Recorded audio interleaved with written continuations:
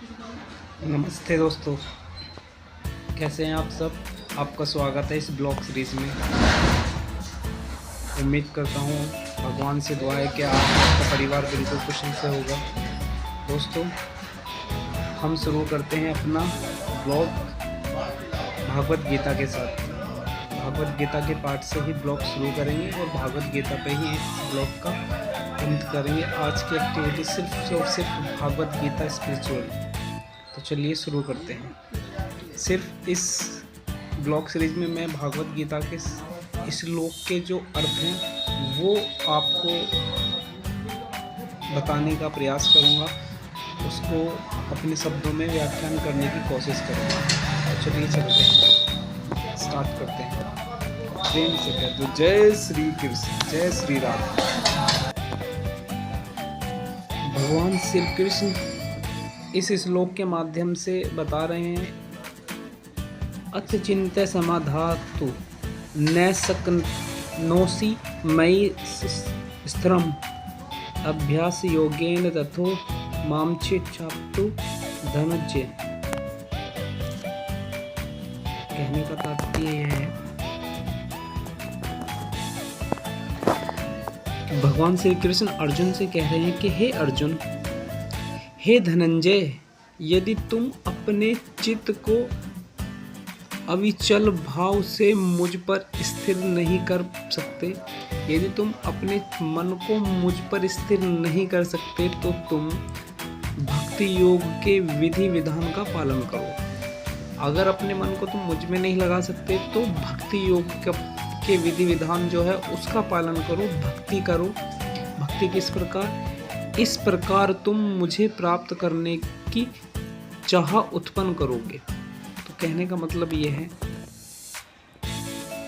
इस श्लोक का अर्थ सीधा सीधा इस तरीके से भगवान श्री कृष्ण ने अर्जुन को बताया कि हे अर्जुन, तुम यदि अपने मन को मुझ में स्थिर नहीं कर सकते हो, अपना मन मेरे बताए हुए मार्ग पर स्थित नहीं कर सकते हो, तो तुम अपने मन को भक्ति में लगाओ।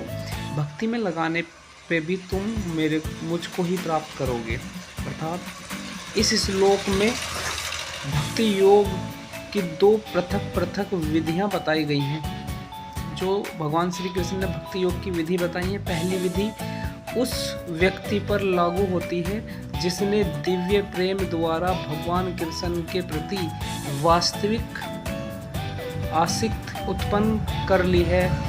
दूसरी विधि उसके लिए है जिसने इस प्रकार से भगवान कृष्ण के प्रति आसक्ति नहीं उत्पन्न की। इस विधि श्रेणी के लिए नाना प्रकार के विधि विधान हैं, जिनका पालन करके मनुष्य अनंत कृष्ण आसक्त अवस्था को प्राप्त कर सकता है। भक्ति योग इंद्रियों का सदा शुद्ध है। संसार में इस समय सारी इंद्रियां अशुद्ध भी हैं, क्योंकि वे इंद्रिय तृप्ति में लगी हुई हैं। लेकिन भक्ति योग के अभ्यास से ये इंद्रियां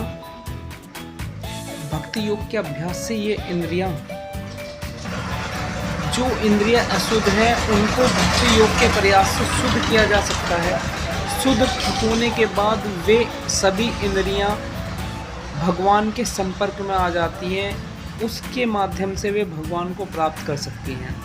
तो भगवान को प्राप्त करने के लिए सबसे पहले भक्ति योग को जानना है।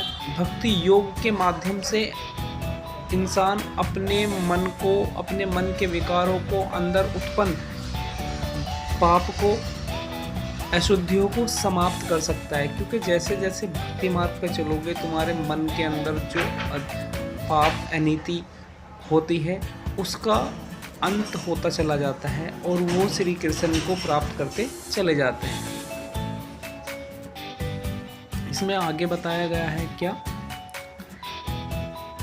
इस संसार में रहते हुए हर इंसान किसी न किसी स्वामी का सेवक होता है, पर उसका मतलब ये नहीं होता कि उसका सेवक है तो उसका वो अनन्य भक्त है। वो उसकी सेवकाई करता है धन कमाने के लिए, पैसे कमाने के लिए।